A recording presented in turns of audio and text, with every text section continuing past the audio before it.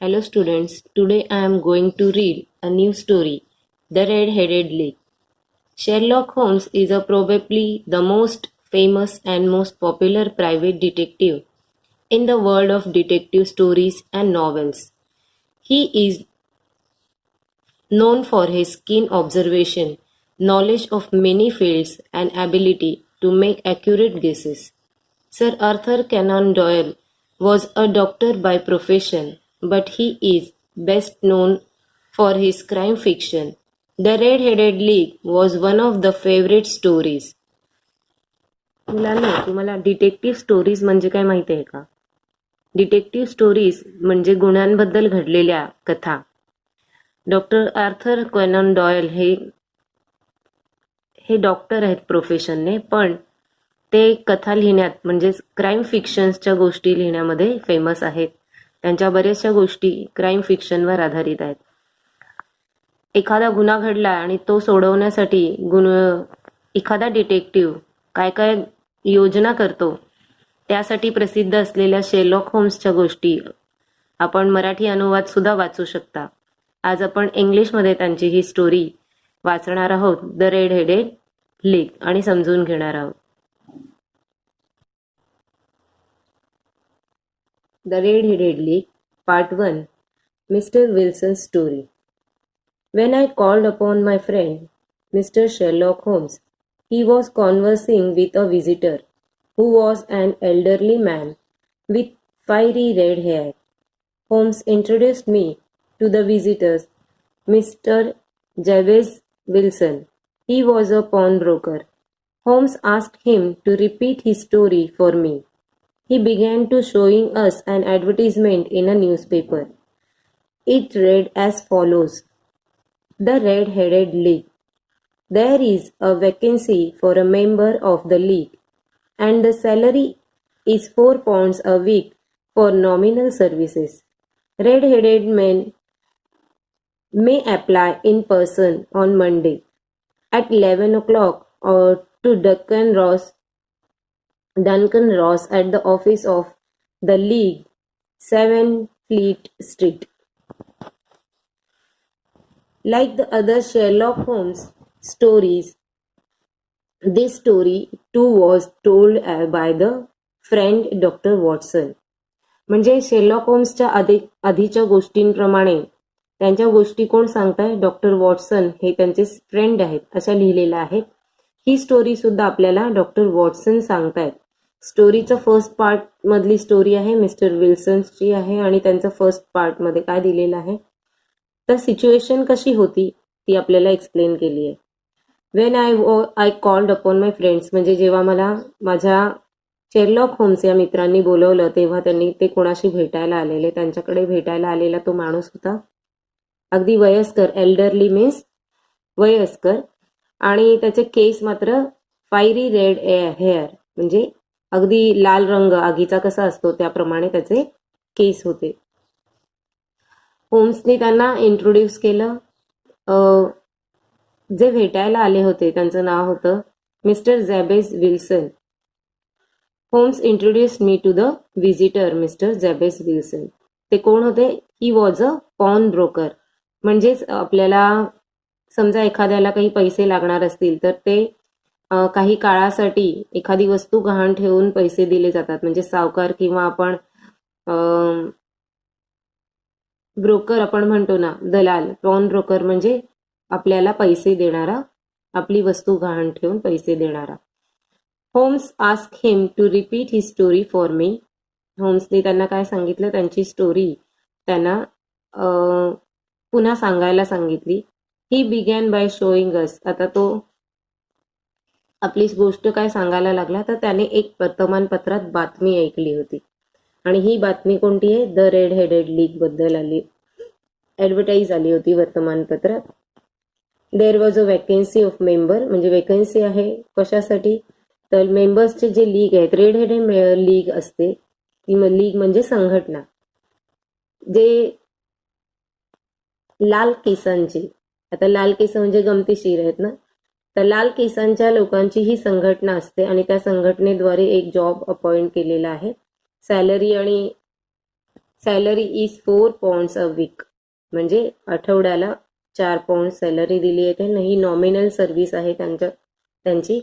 Red headed means main can apply in person on Monday. सोमवारी ते apply करू शकतात ॲट केव्हा 11 o'clock. टू डंकन रॉस ॲट द ऑफिस, हा त्यांचा पत्ता आहे, इथे ते अप्लाय करू शकतात. अशी बातमी त्यांनी वाचली होती. The advertisement had appeared in newspaper 2 months ago. Mr. Wilson, assistant Vincent Spaulding, had shown it to him. Mr. Wilson liked his assistant Spaulding. ही ॲडव्हर्टिजमेंट त्यांनी 2 महिन्यापूर्वी वाचली होती पेपरमध्ये. मिस्टर विल्सन्स असिस्टंट हा व्हिन्सेंट स्पॉल्डिंग ह्यांनी ती ॲडव्हर्टिजमेंट त्या मिस्टर विल्सन यांना दाखवली होती. Mister Wilson liked his assistant Spaulding. He was smart, efficient and work for only half and nominal wages. हा त्यांचा जो असिस्टंट होता तो मिस्टर विल्सन यांना तो फार आवडत होता. तो फार कमी पैशामध्ये काम करत होता आणि त्यांच्याशी तो चांगलाही राहत होता. But the assistant also had his faults. Every now and then he left work and went down into the cellar to develop photographs. Photography was his hobby. पण त्यांचा जो असिस्टंट होता त्याची एक वाईट सवय होती, खोड होती म्हणे. त्याच्यात एक फॉल्ट होता की तो नेहमी सारखा खाली जाऊन म्हणजे तळघरामध्ये जाऊन फोटोग्राफ्स चेक करायचा किंवा धुवून डेव्हलप करणं. म्हणजे फोटोग्राफ धुवून आणण्यासाठी एक काळोखी खोली असायची पूर्वी, त्याला यांनी सेलर म्हटलेलं आहे. सेलर म्हणजे तळघर. Photograph has his hobby. त्याची हॉबी काय होती, त्याला आवड होती फोटोग्राफी, त्यामुळे तो ते काम करायला मध्ये मध्ये सारखा खाली जायचा. इथे या चित्रामध्ये see the picture. This is the red hair man, Sherlock Holmes and his friend Watson. Now students, side by side you read these new words and its meaning. Red-headed means a person with a red hair. Nominal means easy or simple. Spaulding showed the advertisement Mr. Wilson and explained to him that an American millionaire, Mr. Isaac Hopkins, had founded the famous Red-Headed League to help all redheads like himself. Spaulding urged Mr. Wilson to apply for the job, so the two of them went to address given in the advertisement. आता mister Spalding हा त्याचे मालक mister Wilson यांना काय करतो, ती advertisement दाखवतो आणि त्यांना सांगतो की हा जो अमेरिकन मिलेनियर म्हणजे लक्षाधीश माणूस आहे इझाकी हॉपकिन्स, त्याने ही रेड हेडेड लीग स्थापन केली आहे त्यांच्यासारख्या माणसांसाठी आणि तो त्यांना जॉब ऑफर करतो, म्हणून आपण ह्या ॲड्रेसवर जाऊया असं तो त्यांना अर्ज मीन्स गळ घालणे. हिअर द वर्ड इज अर्ज याचा अर्थ त्याला फोर्स करणे किंवा गळ घालणे. स्पाउल्डिंग अर्ज्ड मिस्टर विल्सन. त्या ॲडव्हर्टाइजमेंट दिलेल्या त्या ठिकाणी जाण्यासाठी तो त्यांना विनंती करतो किंवा जास्त फोर्स करतो. Field street was full of red headed people. Mister Wilson thought that with so much competition he would not get the job. He wanted to go back, but Spaulding pushed through the crowd and took Mr. Wilson to the office. आता हा जो ते जिथे पोहोचले होते त्या field स्ट्रीटवर सगळीकडे लाल रंगाचे रेड हेडेड पीपल होते, म्हणजे लाल केसांची जी लोक होती ती सगळी त्या रस्त्यावर होती आणि ते तिथल्या त्या ॲडव्हर्टाईज बघून आलेले होते सगळे. मिस्टर विल्सनना काय वाटलं, आता हे सगळं खूप कॉम्पिटिशन आहे, हा काही जॉब आपल्याला मिळणार नाही. परंतु त्यांचा जो असिस्टंट जो होता तो स्पॉल्डिंग, तो त्यांना त्या सगळ्या गर्दीतून पुढे त्या ऑफिसमध्ये नेतो. There was nothing in the office but a couple of chair and a table. A red headed man sat behind the table. He was Mr. Duncan Ross, of red-headed league. He was pleased to see Mr. Wilson and announced immediately that he was well suited for the job. He shook hands with Mr. Wilson, congratulated him, and told to other candidates to go back. Now see, they went to that office where the advertisement address given. There was a nothing but only a couple of chair, म्हणजे फक्त 2 खुर्च्या आणि table होतं. आणि तिथे गेल्यानंतर त्यांना कोण दिसतं? मिस्टर डंकन रॉस हे रेड हेडेड लीगचे रिप्रेझेंटेटिव्ह आहेत, म्हणजे प्रतिनिधी आहेत. त्यांनी मिस्टर विल्सनना बघताच काय करतात, ते त्यांना जॉब ऑफर करतात आणि सांगतात तुम्ही सिलेक्ट झाला आहात, आणि त्यांना कॉंग्रॅच्युलेशन्स करतात आणि इतर कॅन्डिडेट्सना त्यांना पुन्हा जायला सांगतात. मिस्टर डंकन Ross explained that Mr. Wilson would have to be in office from 10 to 2. If he left the office, he would lose the job. Spaulding assured Mr. Wilson that he would look after Mr. Wilson's business in his absence. The pay was fixed at £4 a week, and the work said Mr. Wilson. आता इथे त्याचा job mister Wilson यांचा fix झालेला आहे. Mister डंकन रॉसने काय सांगितलेलं आहे, मिस्टर विल्सनला सांगितलं की तुम्हाला इथे 10 to 2 म्हणजे 10 ते 2 या वेळात तुम्हाला ऑफिसमध्ये हजर राहायचं आहे आणि ऑफिसमधून अजिबात बाहेर जायचं नाही. जर तुम्ही बाहेर गेलात तर तुमचा जॉब गेला. तेव्हा त्यांचा सहकारी मिस्टर विल्सनचा सहकारी असतो ना स्पॉल्डिंग, तो सांगतो की तुमच्या ॲब्सेन्समध्ये मी आपलं ऑफिस सांभाळेन, तुम्ही इथे जॉब थांबवू शकता. आणि मग त्यांचं पे स्केल पण फिक्स होतं. अँड द वर्क, आणि वर्क काय आहे असं मिस्टर विल्सन विचारतात, काय काम आहे? You have to copy out the encyclopaedia Britannica. Encyclopaedia म्हणजे काय माहिती आहे तुम्हाला? Britannica encyclopaedia. डिक्शनरी तुम्हाला माहिती आहे, डिक्शनरी म्हणजे आपण शब्दकोश म्हणतो, आणि एन्सायक्लोपीडिया म्हणजे ज्ञानकोश, ज्याच्यामध्ये भरपूर प्रमाणात माहिती असते. त्याच्यानंतर मी तुम्हाला सांगणार आहे एन्सायक्लोपीडिया आणि डिक्शनरीतला फरक शोधायचा आहे. The pay was very good and the work was light. Mister Wilson accepted the job and begin his work the very next day. Mr. Duncan Ross was there in the office to see that Mr. Wilson did his work properly and did not leave the office. म्हणजे आता त्याचा job सुरू होतो आणि mister डंकन Ross हा तिथे त्यांच्या ऑफिसमध्ये असतो आणि तो वॉच करत असतो की मिस्टर विल्सन हा त्याचं काम बरोबर करतोय का, की तो ते ऑफिस काही सोडत नाही ना, आणि असं त्याचं काम चालू राहतं. He told Mr. Wilson to start with the letter A. आता त्याला काम दिलेलं असतं की लेटर ए पासूनची त्या ज्ञानकोशातली एन्सायक्लोपीडिया मधली सगळे वर्ड्स आणि त्याची जी माहिती दिलेली असते ती सगळी फक्त कॉपी करायची, लिहायची. मिस्टर विल्सन रोड डिलिजंटली म्हणजे अगदीच छानपणे for 4 hours without living his place. Mister Ross would drop into him from time to time to see that all was right with Mr. Wilson. म्हणजे मिस्टर रॉस हे सारखे सारखे पाहायचे की मिस्टर विल्सन बरोबर काम करतायत की नाही. At 2 o'clock he bade Mr. Wilson good day and locked the door of the office. 2 वाजता तो त्यांना जायला सांगतो आणि ऑफिसचा दरवाजा बंद करतो. Now students, do you understand the story?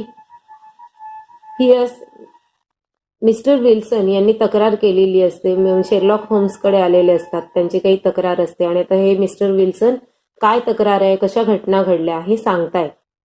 म्हणजे ही स्टोरी आहे मिस्टर विल्सनची, जे स्वतः त्यांच्या बाबतीत काही घटना घडलेली आहे. आपण हळूहळू ही स्टोरी आपल्याला उघडत जाणार आहे, त्यामुळे कळत जाणार आहे. हे मस्त डिटेक्टिव्ह स्टोरी किंवा क्राईम स्टोरीचं रहस्य तेच असतं की आपल्याला एका फटक्यात गोष्टी कळत नाहीत, त्या हळूहळू वाचत गेला की त्यातला इंटरेस्ट वाढतो.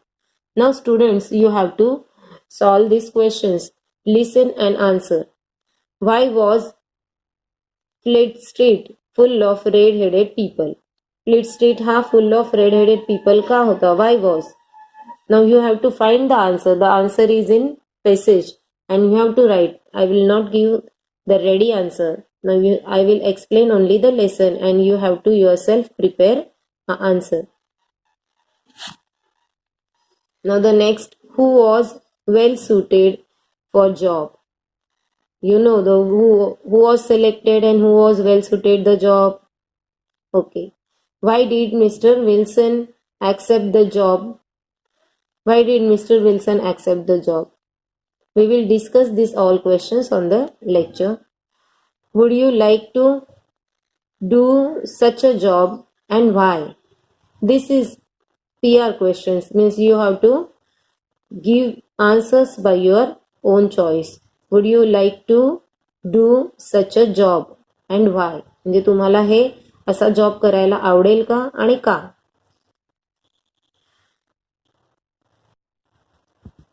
This went on day after day, Mr. Holmes, said Mr. Wilson. And on Saturday, I got my salary. It was the same next week, and the same week after. After a few days, Mr. Duncan Ross came in only once in a while, and after a time, he had not come in at all. म्हणजे ह्या mister होम्सना ते सांगत होते की आता हे असंच चालू होतं. दररोज ते कामाला जायचे आणि सॅलरी घ्यायचे. आठवड्याची त्यांना सॅटर्डेला सॅलरी पण म्हणजे सॅलरी म्हणजे पगार. त्यांनी जे काम सुरू केलं होतं त्याचा पगार मिळायचा. आणि हे असंच आठवडा पुढे चालूच राहिलं. आणि सुरुवातीला डंकन रॉस जे नेहमी यायचे ते आता हळूहळू कमी होत गेलेले. आठवड्यातून एकदाच येऊन भेट देत होते आणि त्यानंतर ते आलेच नाहीत. Mister Wilson continued, 8 weeks had passed like this, and I had written about abodes, archeries, etc., and hoped that I might get on to B soon, and then suddenly the whole business came to an end. म्हणजे mister Wilson हे continue लिहित राहिले. 8 आठवडे त्यांनी त्यांचं काम चालूच ठेवलं. अबोट आणि आर्चरी म्हणजे ए पासून सुरू होणारे शब्द, त्या आर्चरी वगैरे असे अनेक शब्द त्यांनी लिहिले आणि बी ने सुरू होणाऱ्या शब्दांची सुरुवात करणार अशी वाट बघत होते. पण अचानक त्यांना कळलं की त्यांचा बिझनेस हा संपवण्यात आलेला आहे. To an end? Holmes asked. होम्सने विचारले, संपला? Yes, sir. This morning I went to my work as usual at 10 o'clock, but the door was shut and locked, with a little note nailed on it. It said, "The Red-Headed League is dissolved. October 9, 1880." हो sir, त्या दिवशी ते सकाळी कामासाठी म्हणून गेले होते 10 वाजता, पण तो दरवाजा बंद होता आणि दरवाजाला कुलूप होतं आणि त्याच्या खिळ्यावर एक नोट लिहिली होती, म्हणजे एक चिठ्ठी लिहिलेली होती की रेड हेडेड लीग ही डिझॉल्व्ह झाली आहे. डिझॉल्व्ह म्हणजे बंद करण्यात आली आहे. It was shocked. I did not know what to do. हे माझ्यासाठी खूप शॉकिंग होतं, म्हणजे मला कळत नव्हतं की काय करावं. Mister Wilson went on with his story. I made inquiries at the nearby offices, but none of them knew anything about the league. The rooms had been rented under a false name. Mister Wilson त्यांची ही कथा सांगतच राहिले. Mister Wilson यांनी चौकशी सुरू केली होती आजूबाजूच्या ऑफिसेसमध्ये, आणि पण त्यातल्या कोणालाच त्या लीग मधील नव्हते, म्हणजे त्या संघटनेतले, आणि सगळे रूम जे होते ते सगळे चुकीच्या नावाने भाड्याने देण्यात आले होते. I went home and asked my assistant Spaulding for advice, but He could not help me in any way. I want to find out about the league, Mr. Holmes, who they are and why they played this prank on me. The whole thing is a mystery. That is why I came to you. I have heard you a lot about it. I went home म्हणजे ते पुन्हा घरी गेले. Mister Wilson घरी गेले आणि Spalding त्यांचा assistant यांना सल्ला मागितला. पण त्यांच्या असिस्टंटने त्यांना काहीही मदत करू शकले नाहीत, म्हणजेच केलीच नाही त्यांनी. आणि त्यांना खूप त्या लीग बद्दल जाणून घ्यायची इच्छा होती. आणि मग ते होम्सला विचारायला लागले की कोणी माझी मस्करी केली किंवा कोणी माझ्याशी प्रँक केलं. प्रँक म्हणजे थट्टा, अशी मोठी थट्टा जी त्यांना त्याचा हे वाटत होतं की उत्सुकता होती की काय झालेलं आहे माझ्यासोबत नक्की.